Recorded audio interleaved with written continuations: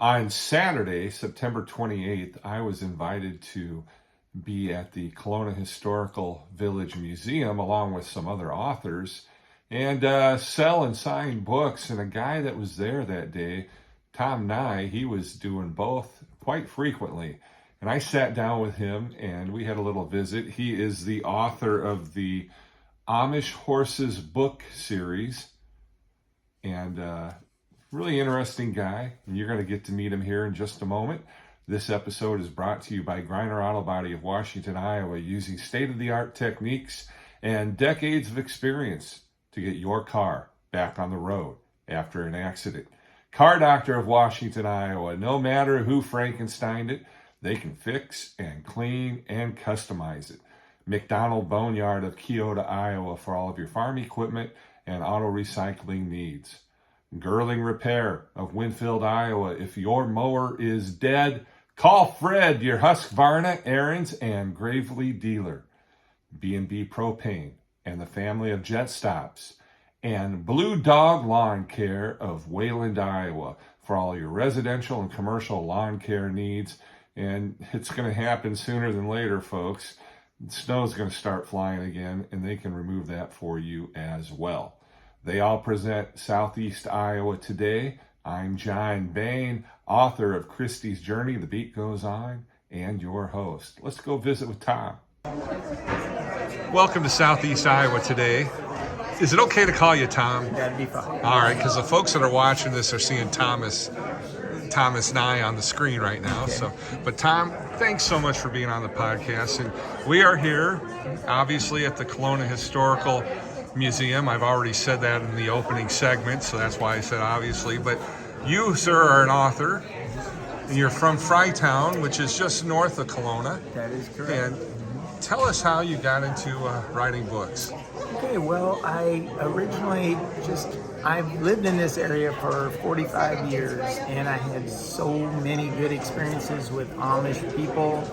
And I got into draft horses, started buying horses from Amish people and trying to learn how to use the horses to do small field work in my own home farm. Okay. And I just had so many good experiences. I said to myself, this needs to be in a book. People would enjoy learning something about what it's like to be on an Amish farm.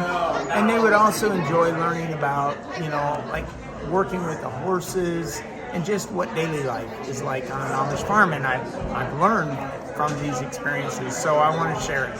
You have firsthand knowledge, and you've written, when you said you need to write a book about it, well, now it looks like, when we counted earlier, you're like 12 or 13 books. Yep, there's 12. Now, a bunch of those are short stories.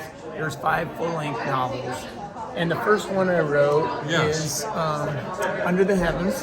And this is the story of a boy who comes from town, and his grandfather is Amish, but he's not. His dad had left the Amish, and he gets to go spend the summer on the Amish farm and learn how to farm with horses and spend time with his Amish relatives. Does not want to go. Okay. But has a total life-changing experience on this. So, I mean, you're basically somebody that is totally into modern conveniences and everything like that, and then going back into a simpler way of life in some ways, but not really a simpler way of life. No. A harder way of life. It's difficult, but yet there's something simple and I don't know, just kind of sweet about being on an Amish farm. There's just, people matter so much to Amish people. Their relationships mean more to them than anything. They'll stop plowing to visit with a neighbor who's coming by. Wow. And when I go to an Amish farm to visit, the children, a lot of them have 10 children, large families. Right. And the children will gather around me and listen as their father and I have a conversation, and they're fascinated to hear what I'm going to say. And so they take time for people. And so that makes a really meaningful existence, I think. And I'm so impressed with that, why I wanted to write about it. And then, so you wrote your first book. I wrote my first book, and it was named Under the Heavens, I wanted that title, and my publisher said it needs to say something about the Amish. And so my daughter suggested, why don't you call it the Amish Horses Series, because it's about Amish horses on an Amish farm. And I said, well, then that means I need to write more books. And she's like, exactly, Dad, that'll be good. Yeah. So I called it the Amish Horses Series, and then once the first book got published, I had to get going writing book 2. And then I went on to book 3, and then I kind of branched out and tried some different things. All of my books are not about horses, but all of my books feature horses at some point. Gotcha. But in a lot of the books, horses are actually a character in the story. The horses have personalities, and you get to know the horses as well as the people. So I'm guessing you have a love for horses. I own horses, and the horses on the covers of my books are my own horses. Wow. And so, yeah, I have draft horses, and I'm a big horse fan. But I also love romance, and I happen to be a guy who enjoys romance. So some of my books are what I would say would be pretty romantic stories, romance. Well, the Amish in general are a curiosity for a lot of people, and a lot of people, I think, yearn for that type of lifestyle, but will never do it. All right. But they seem to flock to books like yours. Mm-hmm. Yeah, it's a fascination, and the thing I like about it is that you feel, when you read an Amish novel, you feel like you're reading something from the old days, but it actually is happening right now around the corner, not far from us. Right. There are people who are living a lifestyle that's almost what people experienced in the 1800s. And my grandfather's life was very much what an Amish young man would experience when he was growing up. And so it's a chance to like step back in time and see how things used to be. And so that is a fascination. It's fascination for me as well. And I understand that your novels are fiction, but in your own personal experiences with friends and that you've come in contact with are interwoven into these stories and these characters. And a lot of the exciting adventures in these books are experiences I had, and some runaways and things like that with horses on a wagon and things like that. And also, I'm a storyteller, but I love people who are storytellers. So I've heard a lot of stories from local Mennonites and Amish that are fun, farm stories that I incorporate in these books, as well as my own experiences. And now that I've started writing, I'll have people who used to be Amish come up and look at my books, and they'll say, oh, you know what happened when we had a team of horses? Here's a story about something that happened, and I'll say, you might just find that in one of my next books. And a lot of the stories that are in these books are stories that either that Amish people have told me, or that other friends who used to be Amish have told me their experiences about what happened on the Amish farm. Well, having lived in Southeast Iowa for several years, I've been fascinated with the Amish, and I've had the opportunity to meet some at local blood drives.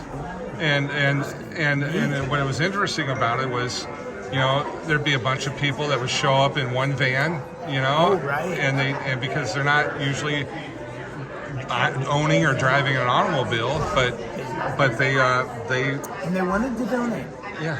Neat. Yeah, and it was really neat because one of the things that I took away from it is they're really no different than you and I, except that they live a little differently. Yeah. But I mean, they're still our brothers and sisters, and there's a mystery to them only because we don't necessarily uncover what is a mystery to us, because it's not really a mystery to them. Oh, good point. Yeah, that's the way I look at it. And the Amish culture is a subculture, and it meaning that they mostly speak English as a second language. Yes. And so that in itself keeps them kind of separate from mainstream society, and they're making an effort to stay separate from mainstream society. So a lot of the mystery is that they have sort of made an effort to keep themselves a step away from how we live our daily lives. But then again, But they still experience there's much still, of what we experience. especially in the construction field, in the farming field, field in more than just the, I mean the type of commerce. I mean, my son, when his home was built, Amishmen built the cabinets in his home. They built the cabinets in our home as well. And craftsmen, they're just incredible craftsmen. Yeah, our cabinets we're so happy with, and a local young Amish man built those. And So, what's your favorite part of being an author? well, I love dreaming up the stories, and I love trying to weave the story together in such a way that you will be completely surprised at the ending, but yet you'll believe it because it will make sense. So Gotcha. I love the effort that I put into trying to weave it like you would maybe like trying to put together a quilt. I want it at the end. I want the finished product is when you listen to or read this story or listen to it, that at the end of it you're going to go, oh, wow, I didn't see that coming, but it was fun, and now I see how that happened. And it makes sense. Yeah, and it makes sense. What did you feel, or how did you feel when your first book was published? Unbelievable. Yep. Yeah, that is, you can't prepare yourself for that experience. And it just feels really good. And every time a new book comes out, and I have 12, I'm just so excited. Is it the same feeling on the 12th as the I first? think it is. Maybe not quite as powerful of an emotion as that first one. But it is really a rewarding feeling. And partly because when you start writing a book, you kind of fall in love with the characters. If you don't enjoy the characters, nobody else is going to enjoy the characters. So you better love these characters, and you better care about them. And so you do. And as I write, the characters I feel like the stories kind of evolve and go places I wasn't even planning to go. And then all of a sudden I'm like, oh, this story, I really want people to hear this story. I want people to experience what, I don't know, discover the emotions, and it's all built around real life and my own experiences and friends' experiences, and I want people to be able to feel those emotions and to laugh, cry, and be happy when people are with what happens in the story. All right. Well, I got one more question for you. If someone watching this would like to see what books you have and order a copy, what's the best way for them to do that? Well, there's a couple ways. I do have a Facebook page, Author Thomas Nye. I am on Amazon, and I have an Amazon page, so you could just type in Author Thomas Nye on Amazon, and all my books will come up, and you can order them there. I have ebooks available, quite a bit cheaper than the paper copies, so you can order them there. I also have a website, and it is my blog called AMISHHorses.blog. If you type in AMISHHorses.blog, it will come up. And guess what? Folks watching this are actually seeing it on the screen right now. Awesome. And the folks that are only listening, I encourage them to just back it up a little bit and replay it and get your pencil ready and write it down. Okay. And then on that website, I have a tab that will tell you how you can order books, and it will describe each book and a little something about each novel, each story. Well, Tom, I always enjoy visiting with authors. I thank you so much and wish you the best, and encourage and hope that you write many more. All right. Thank you so much. I appreciate it. Thanks, Tom, for being on the program. Thank you for watching. And I want to thank our sponsors, Griner Auto Body, Car Doctor, McDonald Boneyard, Girling Repair, B&B Propane, and the family of Jet Stops, and Blue Dog Lawn Care. I'm your host, John Bain.